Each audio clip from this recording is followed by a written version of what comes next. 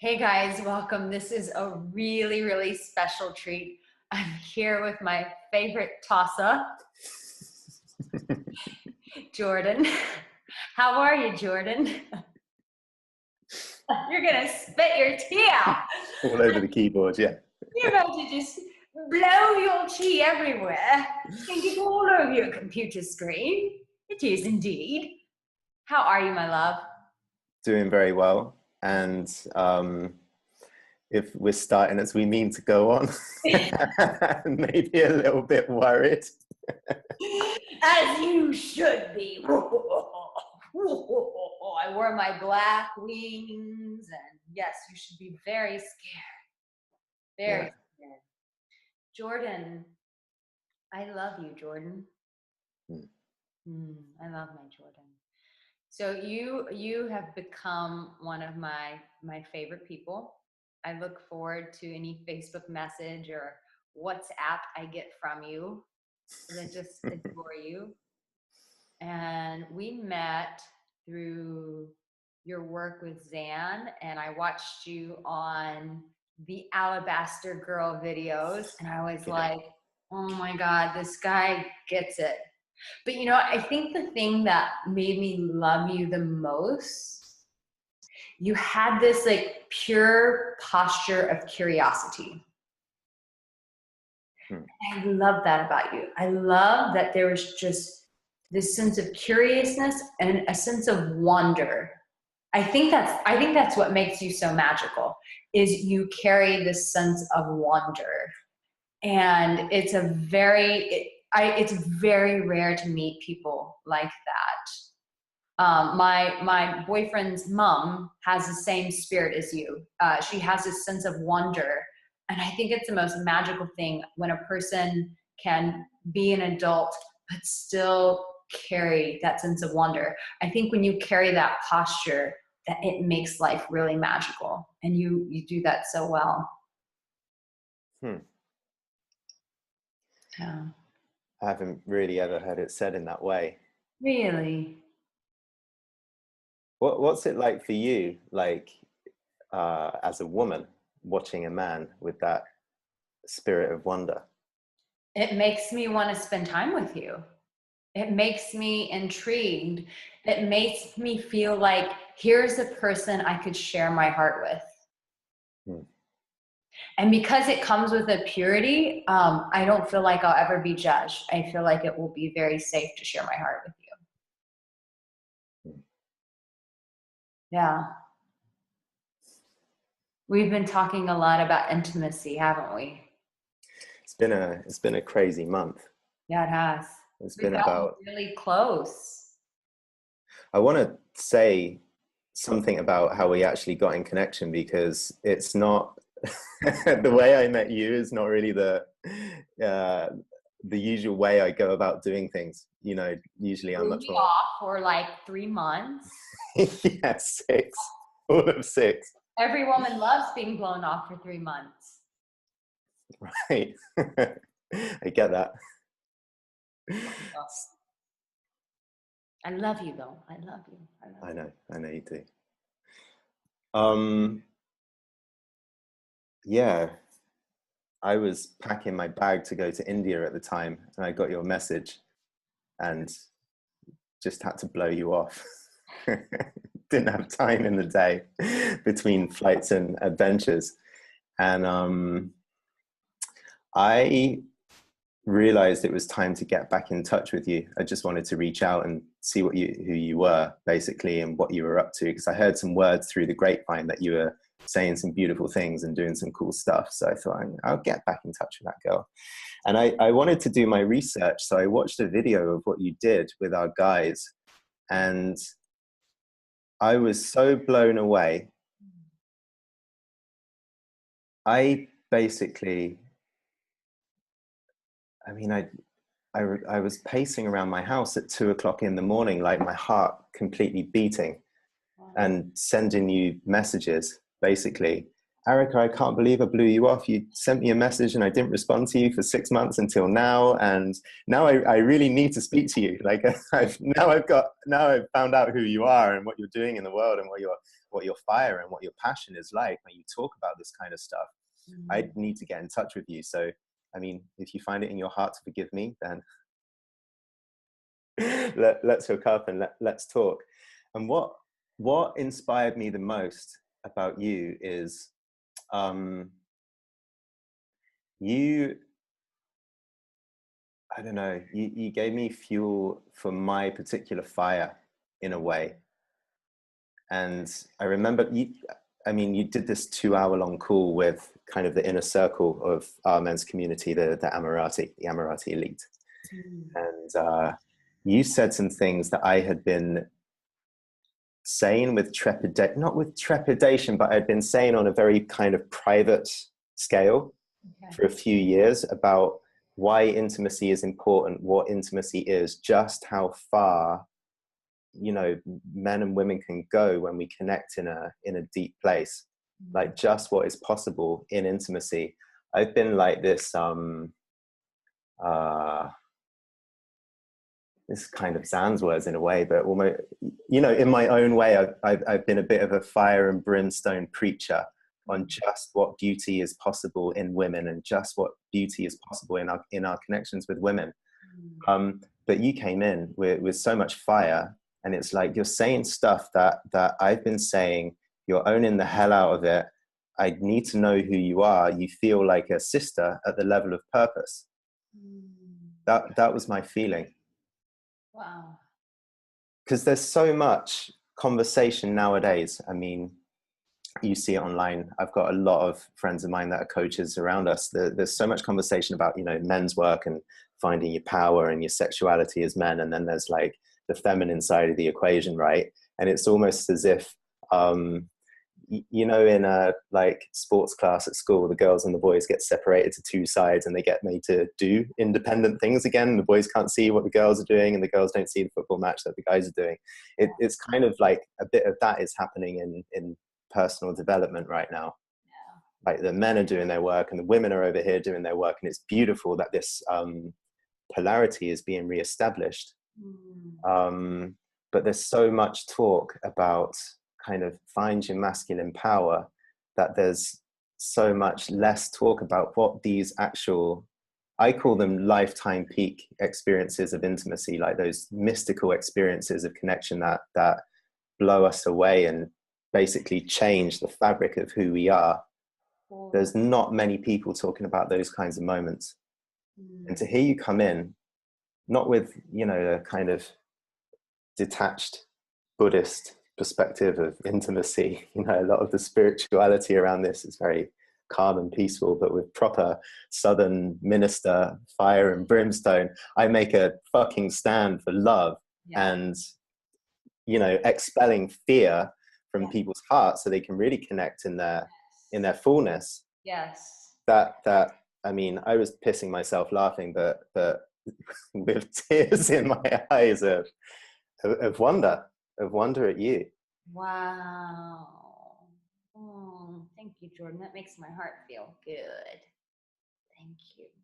And we've had some beautiful, beautiful, intimate conversations. Yeah. To the point where we've felt comfortable, like, crying with each other. Or I've cried. I've gotten emotional. I've gotten very transparent with you about like some deep stuff.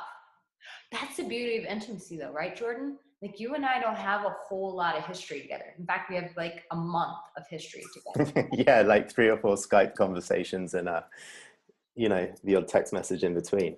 Yeah. And the thing about intimacy is like when you show up with that vulnerable heart and you're just, but you feel safe with the other person, so you're more inclined to share. It's like you can just establish like a huge, deep level of intimacy just like that. And you and I have done that. And it's just like, there's no like proper equation, like 1, 2, 3. I mean, when you open your heart and you have two people who have open hearts and who are a safe place for each other, who say, I see you and what I see is beautiful, whether it's a mess or not, I see that as beautiful. When you show up with that heart posture, it's like, bam, magic happens. You walk into this beautiful, mystical, intimate vortex of just beauty, love, wonder, safety. It's incredible. Nakedness. Total nakedness. So much so that you and I, we have a hard time like ending the call because it's just, it gets so deep and so beautiful that it's like, you're like traveling the world and it's, you know, it starts getting late and this and that, we have to, but man, that is, I think to me, one of the most beautiful, wondrous things about intimacy is it can go there very quickly if you have an open heart towards it. There's a place where we seem to end up, like at the end of every conversation we've had so far. Yeah. We seem to get to this place where it's very hard to put words to. Like it's very tender. It's very completely open. And usually like the words slow down to the point where not much is being said even.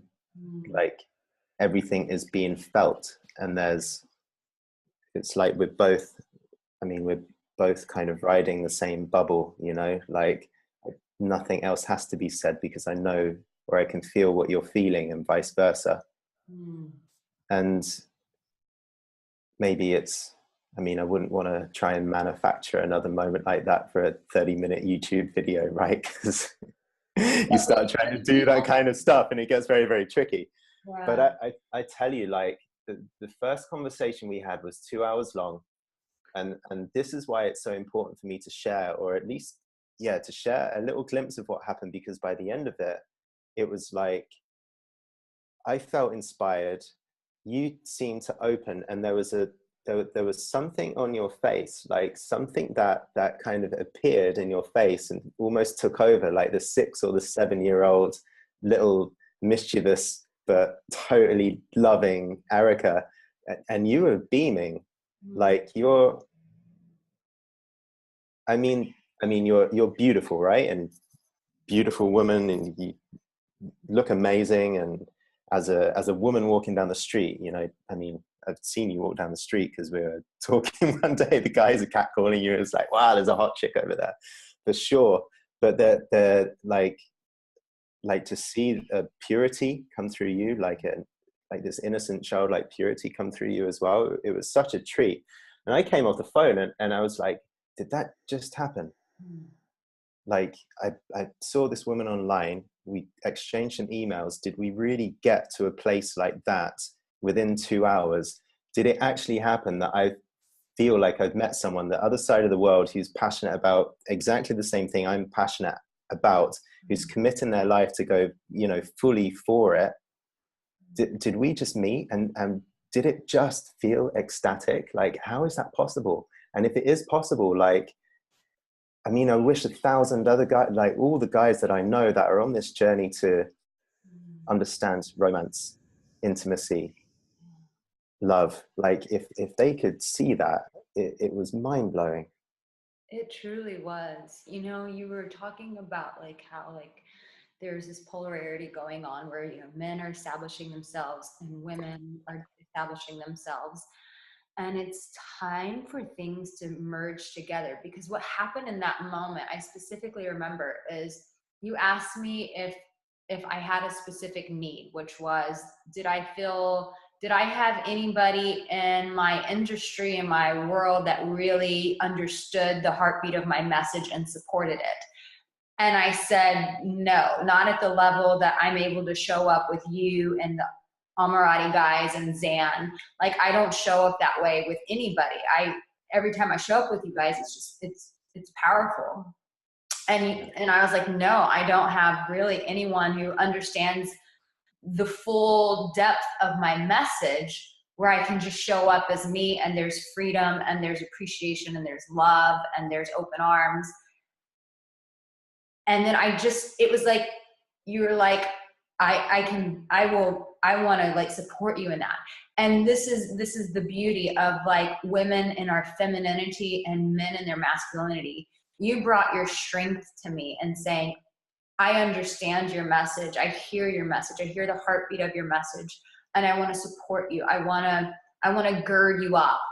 And as a woman, I just started bawling, crying. And here we had just spoken for the first time on a Skype call, and I'm like bawling, crying, and going, I need you, Jordan. I need you. I need your heart. I need your strength. I need your support. I need your wisdom. I need your tenderness. I need your guidance. I need your just saying like when like shit hits the fan going, Arica, I see you in your mess and I love you.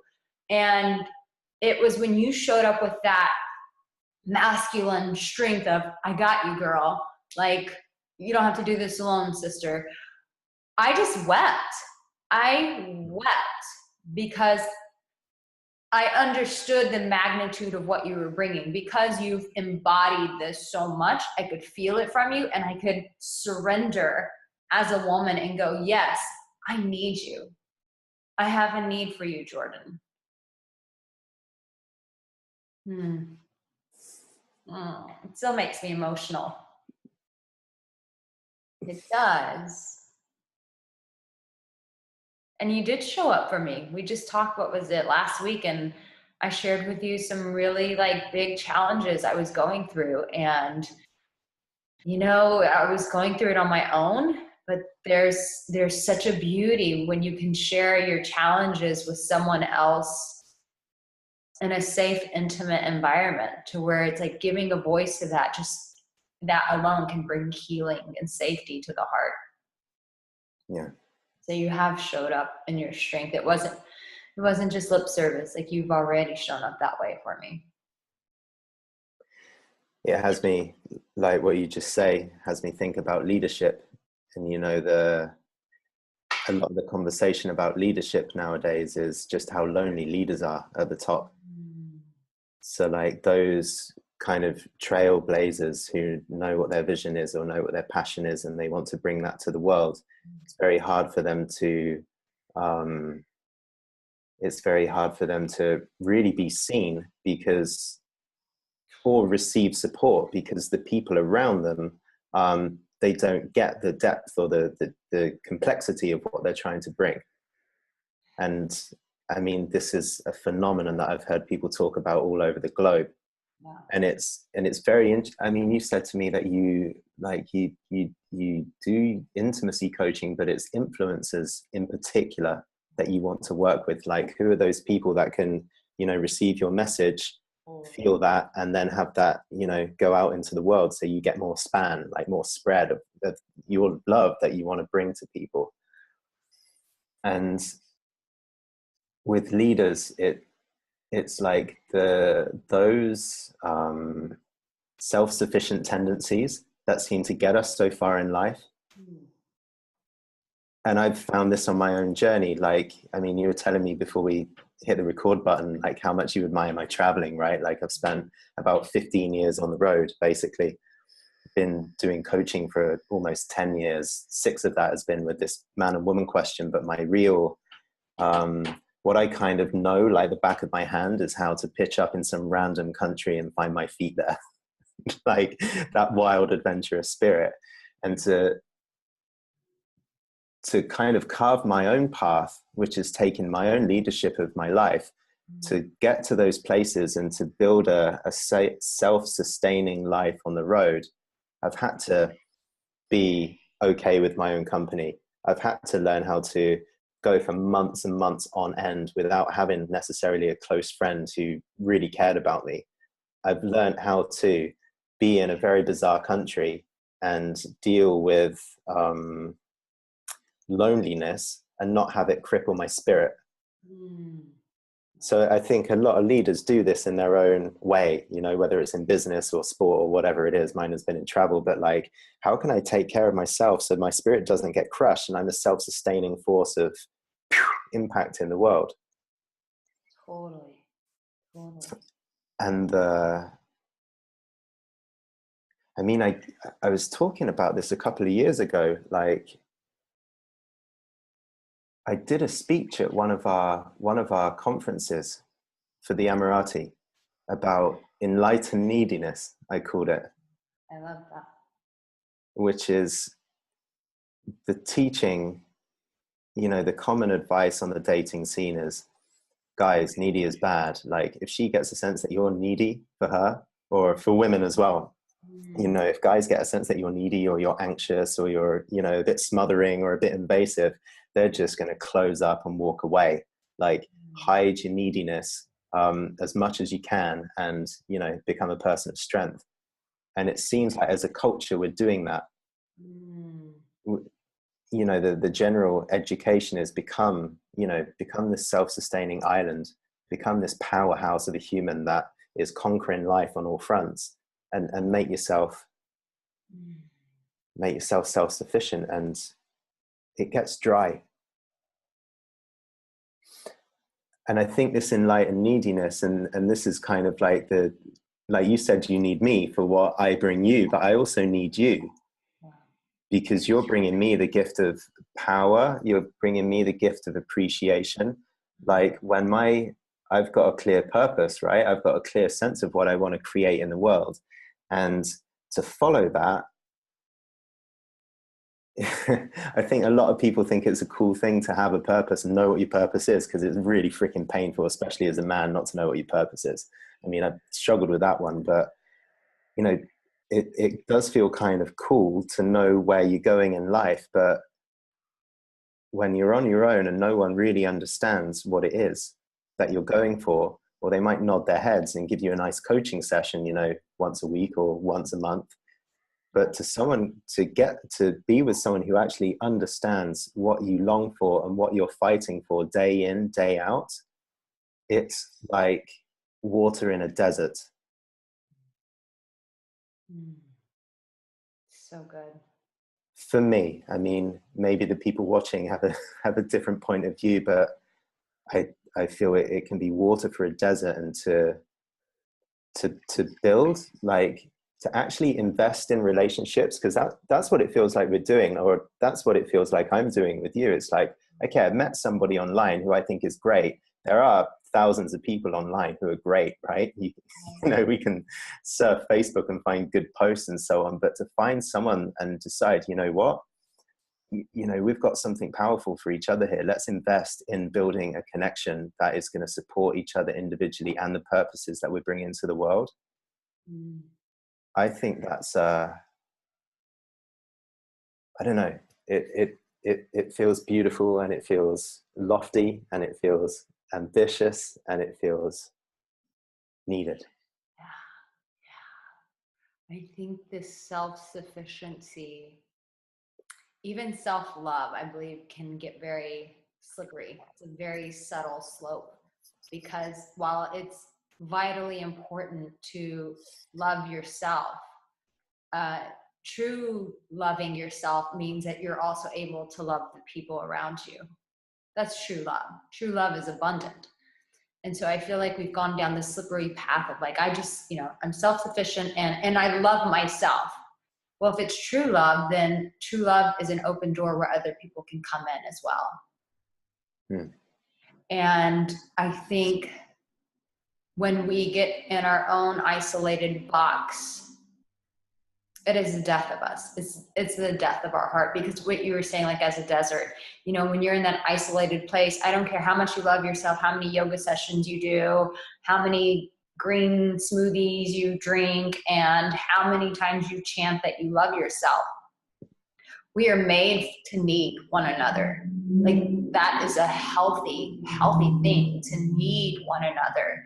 And we never rise above that. I always say, like, we came into this world needing our mother's vagina to birth us into this world, right? A doctor on the other end bringing us out. Like, we've come into this world with support, and we'll never evolve past the place where we go, I just don't need anyone, because at the end of the day, our heart desperately needs one another. We have to have each other.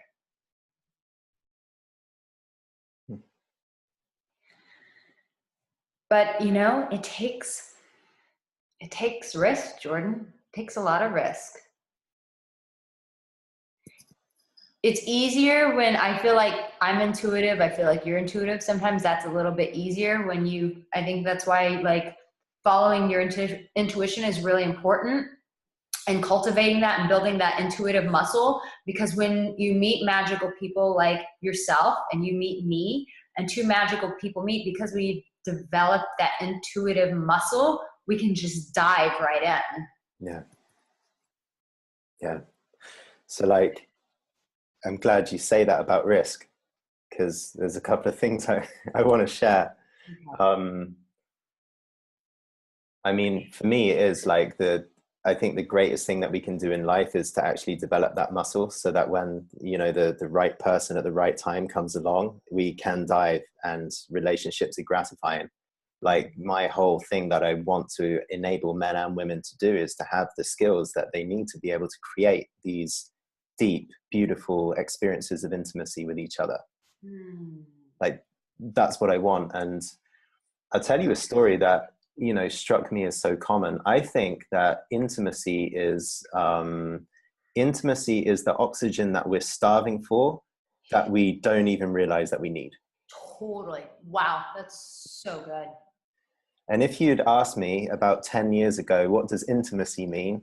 I would have kind of laughed and thought it was something to do with lingerie. But I would have never have been able to articulate that I was kind of on a spiritual level, like dying alone in my bedroom. Wow. Wow.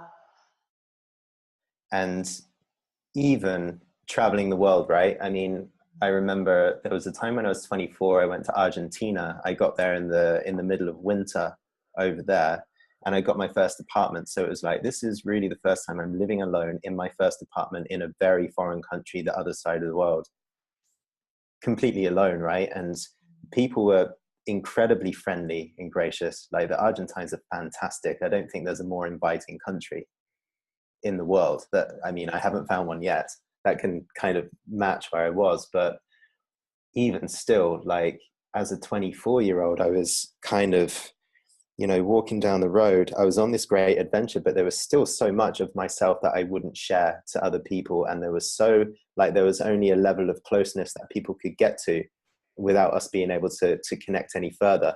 Yeah. And I thought that friendship was drinking together and having some laughs. You know, that was kind of the best on my, or, you know, having sex.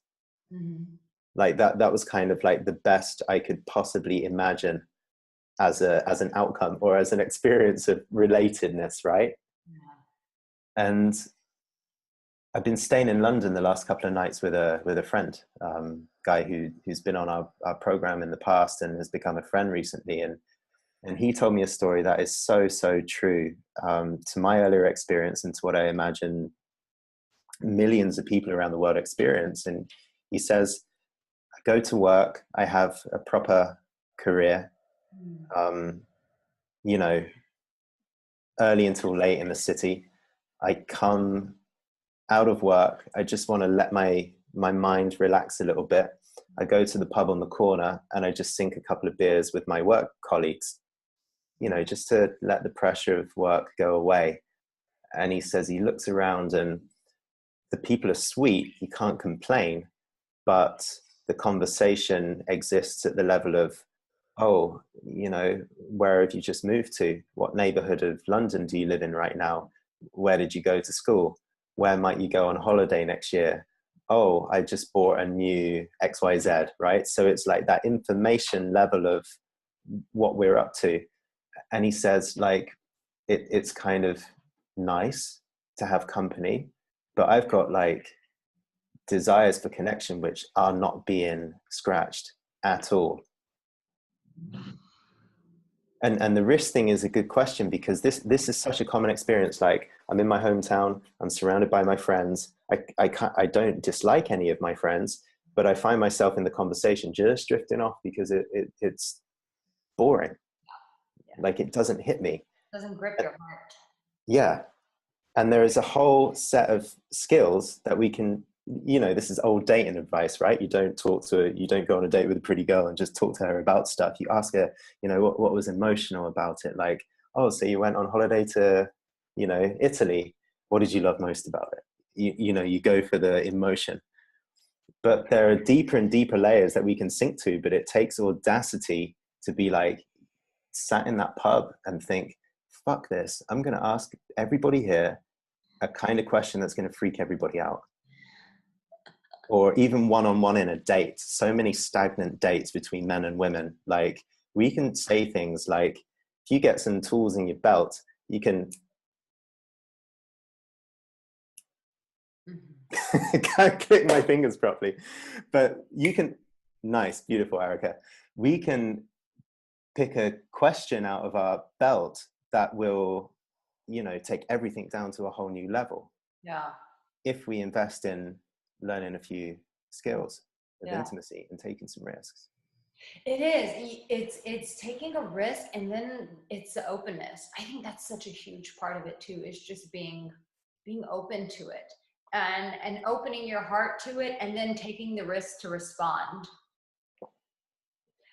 It's something about my older age. I mean, I'm 37. It's not like I'm like ancient, but still, as I get older, it's like my circle just starts getting smaller because I just can't do small talk. It just is an adjutant.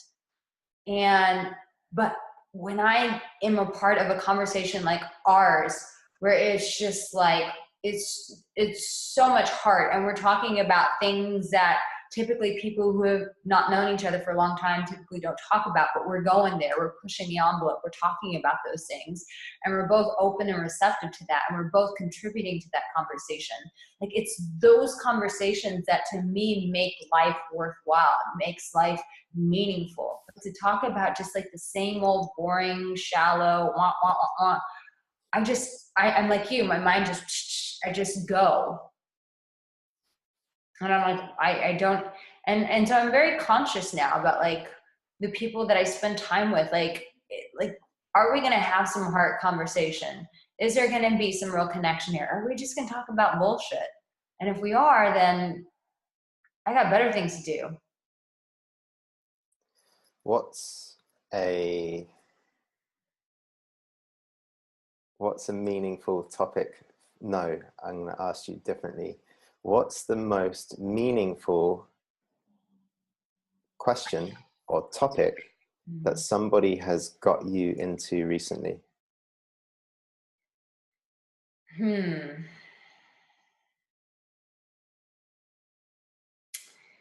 know, I would say our conversation, obviously, but I guess you want to know a different example. I tell you, You can use that if you want.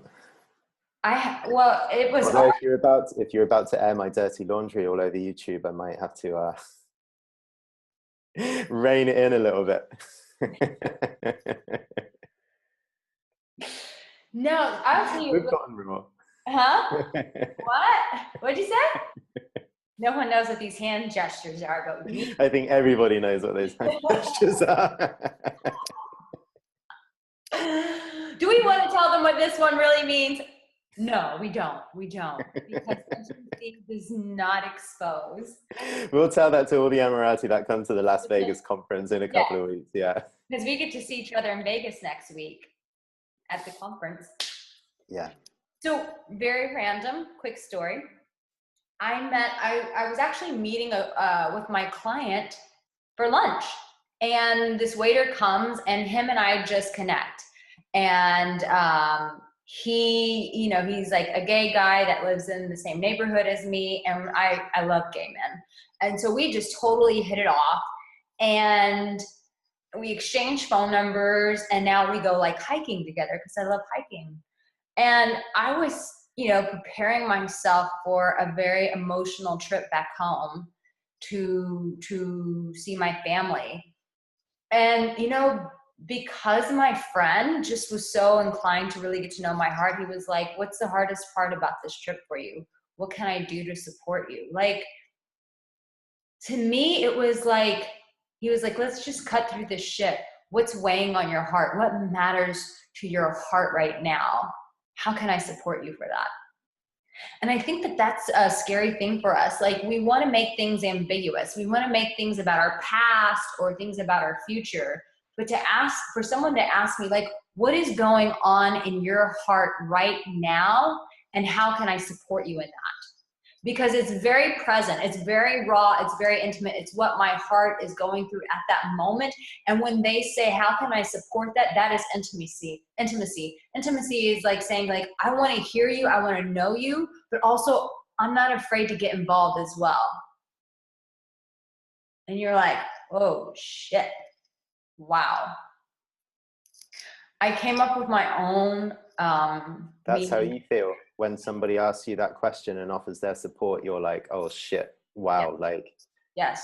Like this person means business. This is serious. This is my friend for life. Let's do life. Right. Yeah. No shit. I came up with this new magic words, huh? There's an actionable takeaway. Absolutely. Like, what is going on in your heart right now? What is weighing your heart? What is your heart excited about? How can I support that? Like, how can I be a part of that?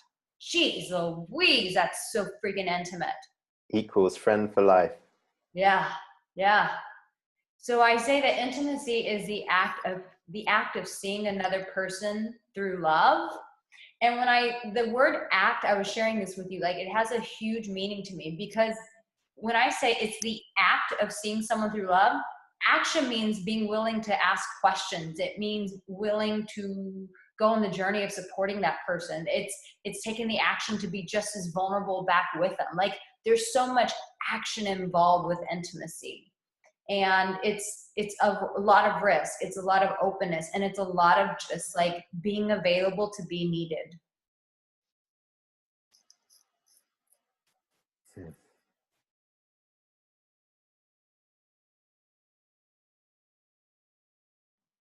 Oh my God, when you stare at me like that, Jordan, I can just feel the piercing. My heart's being penetrated. I'm like, oh, I can feel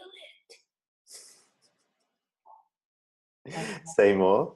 I love that about you. I love that you can pause, but then you really like get very intentional about seeing my heart. And I can feel like your eyes like burning through my heart. And I can just feel like the penetration of that. Just like, wow. It arrests me every time you do that. What does that mean? That it arrests you? Like you...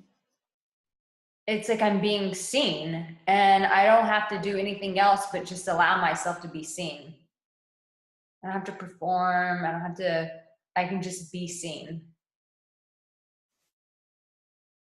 Because I think sometimes for me personally, like if I feel seen by someone, I'm like, now I got to put on a song and dance for you, da, da, da, da, as opposed to just sitting there and fucking enjoying being seen and just be like, whoa, holy moment here.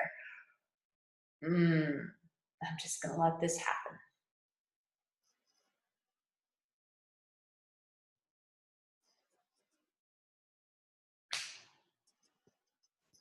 Nothing more beautiful than being seen, right? That's true beauty. I'm laughing my ass off over here. Why? What did you make out of me? You tosser. Piss off. It's so funny. Like, so a lot of the men that I work with have been asking me questions lately about, so Jordan, how do you make a woman feel seen?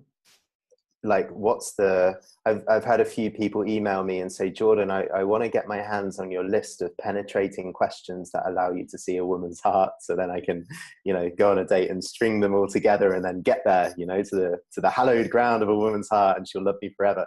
Yeah. For life, friends for life, lovers for life, whatever. And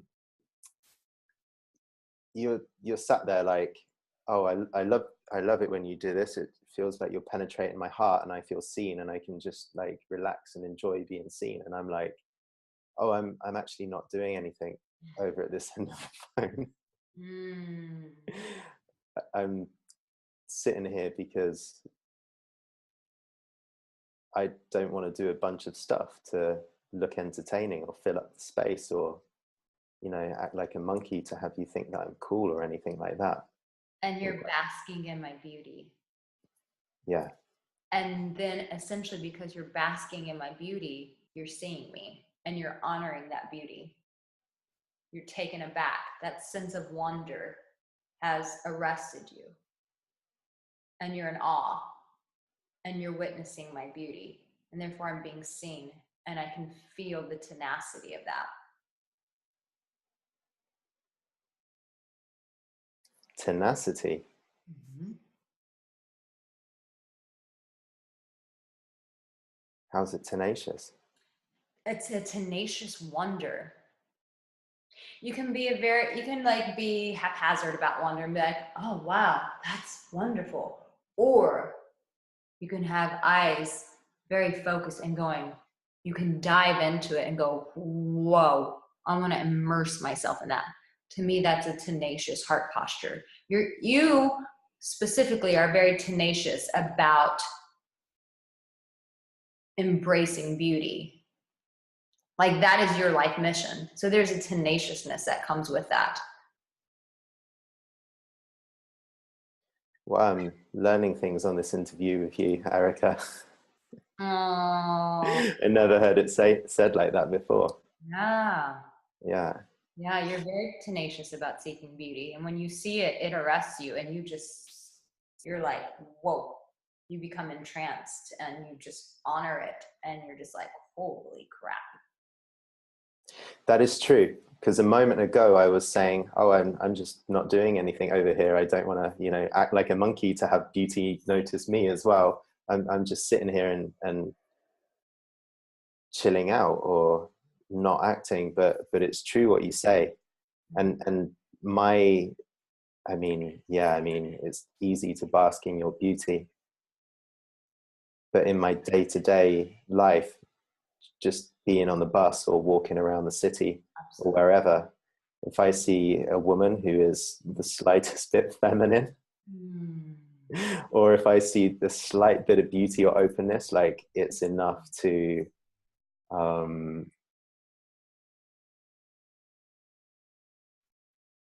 engage with wholeheartedly.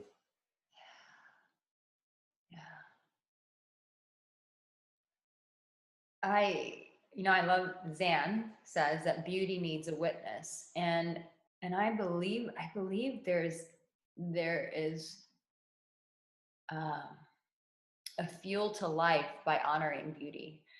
My boyfriend and I will be out for dinner, and if I see even a beautiful woman, I have to acknowledge her. I have to just like stop everything and be like, oh my God. And now my boyfriend just chuckles about it. Or if I'm walking down the street and I see a rose, my boyfriend just now knows to just stop and he'll go, you should smell that one.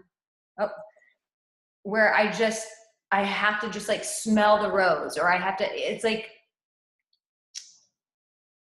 I think beauty must be embraced, you know?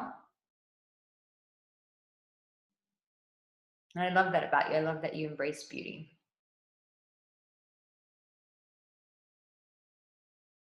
I think this is like one of my little messages to any of the people I know that would be watching this. And I think Zan said like beauty is our savior, or beauty is our saving grace. And I think one thing that I see so much of is like this quest for personal growth, or this quest to, you know, fulfill my potential and be the... Are you taking a picture of me? I did. Were you finding me ravishing? Yes, I was like, embrace the beauty, Jordan. I'm gonna embrace it. Embrace it. I had that urge with you before. So you know that phone call we talked about earlier on where I was like, oh, Arica, you ended up looking like this 6 or 7-year-old girl, and like your face was beaming and you were so bright and beautiful. Like I just wanted to sit there with like Shift Command and 3, like and then I was like, oh, if I do that, then it starts to get like really intrusive because you're in an open. I would have let you. I've been like, hold on. and you would have come out of it and done a pose, and then it wouldn't That's have been your true. natural beauty That's true. anymore. I want to tell a little story, and obviously honor the woman who's involved in the story, who I love very much. But I met a woman a few years back, and both of us were in a moment of change, which made a relationship not possible to happen, basically. But we had a conversation a few months later when she had finally got like a boyfriend that she really, really wanted. Like, she held out for a long time to get a guy who would really be there for her. And I told her, I don't see you like that. I want you as a lover or nothing else. And she'd be like, no, I'm holding out for, a man who deeply respects me.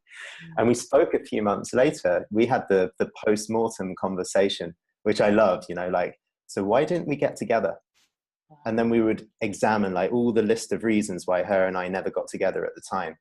And she was like, yeah, I mean, you could have shown up more strongly and you could have had me, but you didn't have me. And this other guy came in and he's got me. And you lost out, brother. And, look what you could have had right now. And I was like, fuck, what you bring in right now, like this arrogance, this is the sexiest I've ever seen you. And like, if I saw you with such arrogance at the time, I would have given like 100% to make you mine completely. Wow. Yeah. If Like, we both just shown up in our full glory, we could have made this happen. yeah. Like, I think like, the age-old advice, our authentic selves are our most attractive selves, right? Show up with all of our authenticity. But for most of us, there are still, one or two little pieces that we keep in the closet. Totally. For some people, it's like, I'll show up and be authentic and be vulnerable and speak my truth and be empathetic and all this kind of stuff. But my arrogance, I'll leave that in the closet. Or my kind of, bitchy spite, I will hide that from anyone to see. Yeah. And I think like women that hide their bitchiness have, run into a problem when it comes to setting boundaries. I've been having a lot of conversations about that lately with women in my life. But this girl was hiding her arrogance. And as soon as she got arrogance and was like, you could have had this, mister, and you missed out. I was there, like shift command and 3, like ching, ching, ching, ching. Yeah. Yeah. I was like, damn girl, like you never looked so hot. Yeah. She owned her beauty. Yeah. Totally.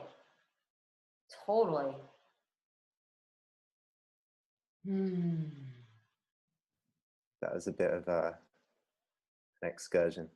No, but it's true. I think, everyone gets so pissed off with like this selfie culture that we have, but there's an essence of it where we are starting to reclaim our beauty. I don't understand how it's totally acceptable to take pictures of trees, birds, the ocean, but for us as God's greatest creation, that we can't take pictures of that and admire that. I'm like, screw you. Like, hello, this is all here to serve us, but yet it's acceptable to take pictures of everything else here to serve us, but we can't actually take pictures of our actual glory. F off. We're meant to celebrate our beauty. It's our glory.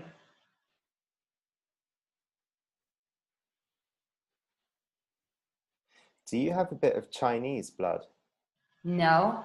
And I'm about to call my mama and see what's going on here, Jordan. You should get my mom and dad in trouble. I just saw something looking at your eyes and your cheeks. I was like, I haven't seen that in Arica before. Oh no, it's those Indian cheekbones. So Jordan, what would be the one thing, if we wrap this up, what would be the one thing that you would say about beauty and intimacy?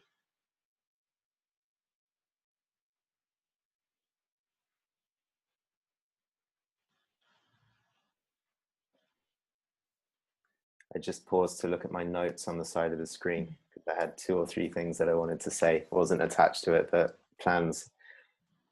I had a little think about this conversation. I think, to kind of date this conversation in time, Hugh Hefner died in the last 24 hours. Mm-hmm. Hugh Hefner was, you know, very famous, very rich man for his seeking of beauty and his involvement of beauty. You can, you know, think he's a legend or think other things about him. I mean, everyone's entitled to their opinion about what Playboy meant to them and his work. But, I, you know, I've had a thought before, like thinking, you know, if I love women and I love beauty, why don't I have a Playboy mansion? Like you, Hefner? Or why am I not involved like in that kind of thing? And if I was, how would it be? Like, what would be the Jordan mansion if I could surround myself with unlimited beauty? What activities and what message would go out to the world from that place? You know, me in my mansion with 1,000 just stunning, pretty girls. And I think one thing that I'd want to create, one thing that I want men to experience in particular, which I've had the very good, like incredibly good fortune to experience in my own life, is that when a man is like fully seen and met by a truly beautiful woman, like he's seen in his all the parts of him that he feels ashamed about, all the ways in which he feels unworthy, all the ways in which he feels irredeemably broken, all of the areas of himself that he hides from the world and never will let out, like ever. You know, there's a ferocious, tenacious, I'm keeping these secrets inside of me. No one's ever going to see me because in here, I feel broken. I feel irredeemable.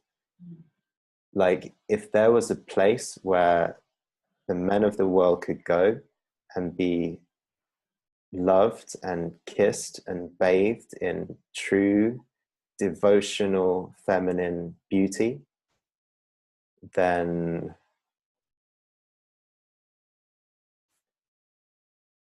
the difference that would make in men's lives would be unfathomable.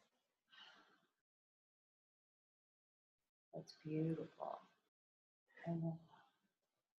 And like saying about my experience in Argentina, you know, like being in this exotic land, but only revealing parts of me and feeling really isolated out there. To be loved in these deepest places,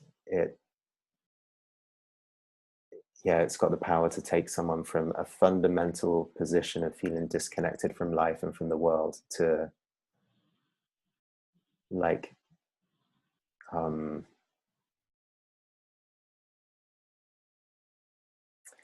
everything's kind of okay, like no matter what happens, everything. And this is, you know, speaking from my experience and the shift that intimacy has had for me. There's a sense of no matter how fucked up things get in life, things are always going to be okay, because at least in those moments, like someone saw the depths of me and loved me there.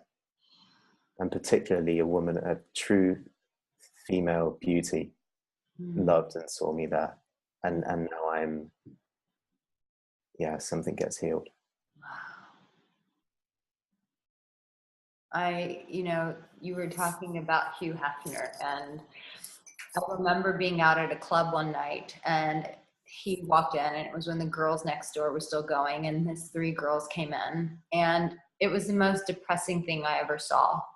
I saw a man who just sat there by himself, and I saw 3 beautiful women who weren't interacting with anybody else around. I've heard that they weren't really allowed to. Right. And the 4 of them just looked so miserable.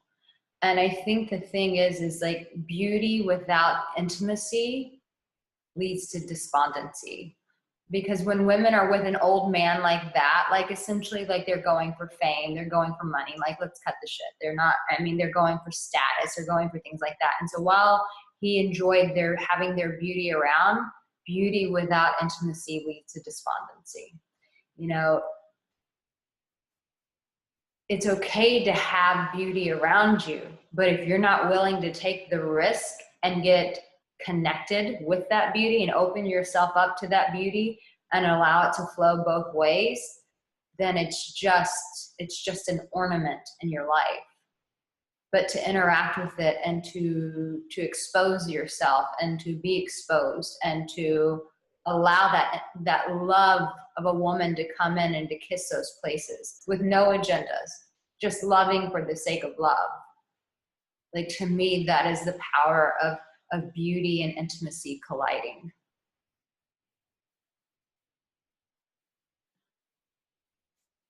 Yeah, it's heartbreaking in the most blissful kind of way. And I'll say this one other thing before we wrap up, but we were talking, and this is like a whole nother video, maybe we should do this, but you know, I remember working with a client and we were talking about intimacy and vulnerability because the two go hand in hand. And he said, oh, why? I don't have a problem with vulnerability. Like, I have a best friend and, you know, I'm very vulnerable with her. And I said, but that best friend of yours can't destroy you. And he said, and I said, there's something about when we allow a person into the holiest place of our heart that they have, when we surrender full access to them, that is the riskiest of love that we can endure and we can walk through.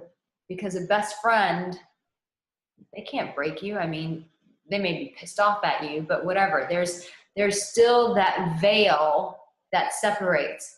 But when you're intimate and you, like, a penis is in a vagina and a vagina is allowing a penis in, like, when you're that sort of intimate where the two become one and it's just like intertwined like that, there's a lot more at stake in that. A lot more risk at play. And I think, you know, we get very consumed with the what ifs. I have done that a lot in my life. We get very consumed with, what if I get broken? What if you know what? Well, what if you walk out of your door and get hit by a car? I mean, there's always going to be so many what ifs out there, but eventually you have to take the risk. Eventually you have to walk out the door and go participate with life. Eventually you have to open the chambers of your heart and allow someone in and allow the journey to begin. No, it's not guaranteed that it will be blissful. Just like it's not guaranteed that you'll walk out your door and not get hit by a car. None of that is guaranteed. But you have to take the risk and you have to be open.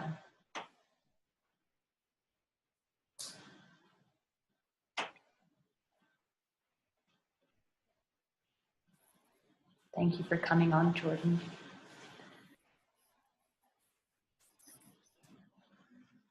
Total pleasure. We should do this again. Yeah. I'll see you in Vegas next weekend. Yeehaw. Yeehaw. Looking forward to it. I love you guys. Love you, Dr. Arica.